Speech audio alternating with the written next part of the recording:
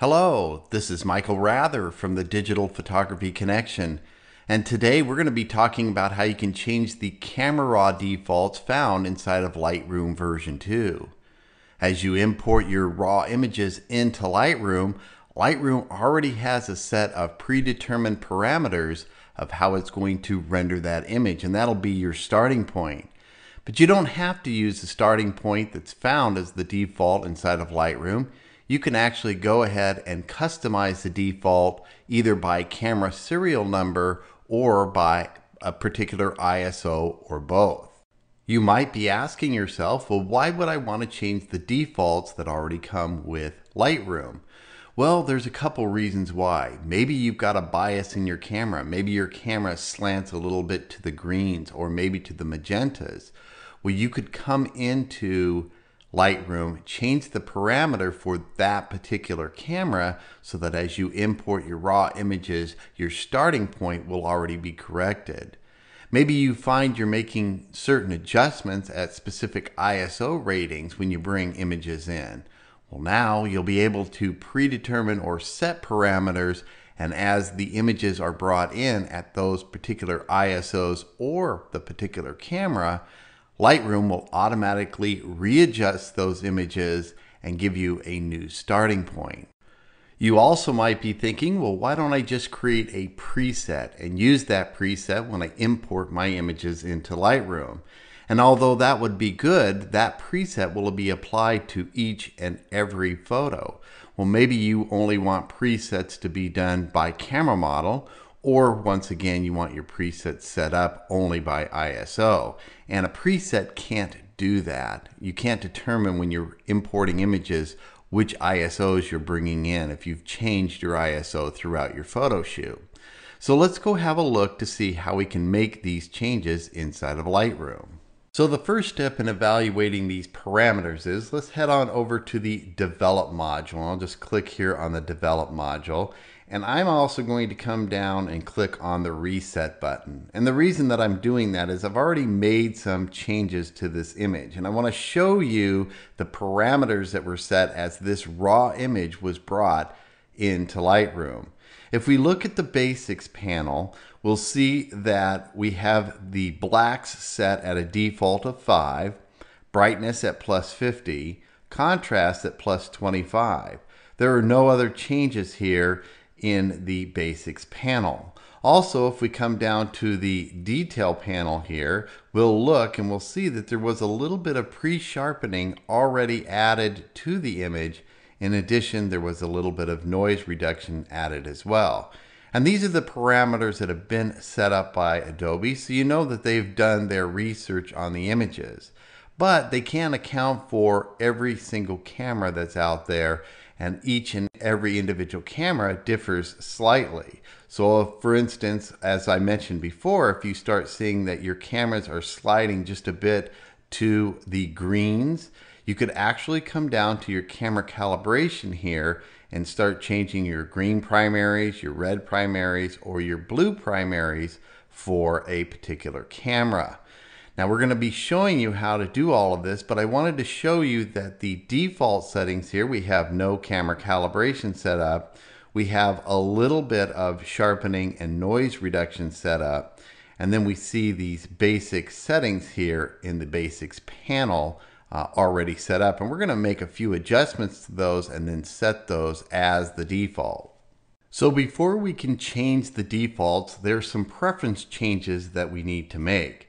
So I'm going to come up here under the Lightroom menu, and I happen to be working on a Mac, but if you're working on a PC, you'll go under the Edit menu and you want to select Preferences. Once the Preferences dialog box opens, you want to make sure you're on the second tab here for Presets. And then we have two check boxes up here, and by default they're turned off. You can certainly turn them on, and you can make your default specific to the camera serial number.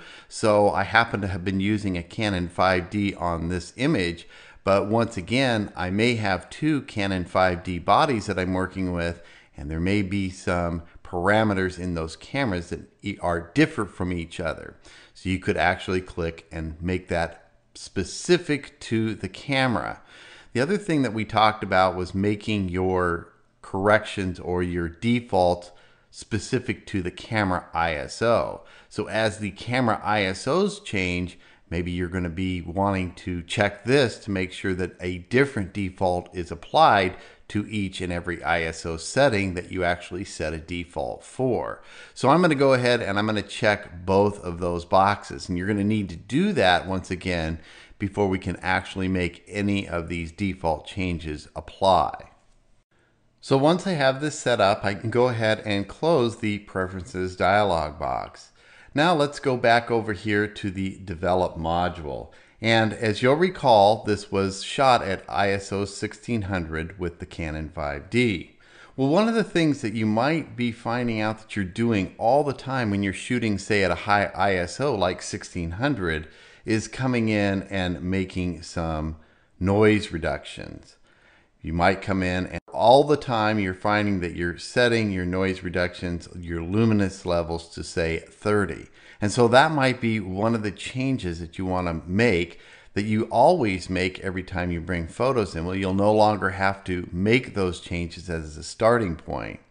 Also, this may not be quite enough sharpening for you. Maybe you like a little bit more sharpening, and of course you can go through and change some of the sharpening settings. One of the things we're not going to be talking about in today's tutorial is how to use some of these tools. We'll save that for another tutorial. But I wanted to show you that if you continually come in and make alterations to either this particular camera or the ISO or both, this is going to be a great way to save yourself a lot of time in the future as you import your images. Now, you might decide that your blacks at 5 at ISO 1600 are a little bit too much, and you might want to back those off to 3. You also might note that you're bumping your clarity up, and I'm going to move this to plus 25, and let's just say that I'm going to move the saturation up to 15. Now, I'm not recommending these settings for you. You're going to have to go in and look at your individual images with your cameras and make those determinations. I'm just arbitrarily setting these settings for you just so you'll know how to set them up in order to make the defaults that you want Lightroom to apply to your images as you bring them into the program. Now, once you have your settings all set, the next step would be going to the Develop menu item and dropping down here to Set Default Settings. And when you do, you're going to get a dialog box here that's going to talk to you about the serial number that these settings are going to apply to, and also the ISO speed rating. Now, if you didn't have the serial number checked in the preferences, you could ignore this, and this would apply to all images at ISO 1600. As it stands right now, since we've checked both of those preferences boxes, it's only going to apply to ISOs with this serial number. Now, there's something else to note. It says that these changes are not undoable.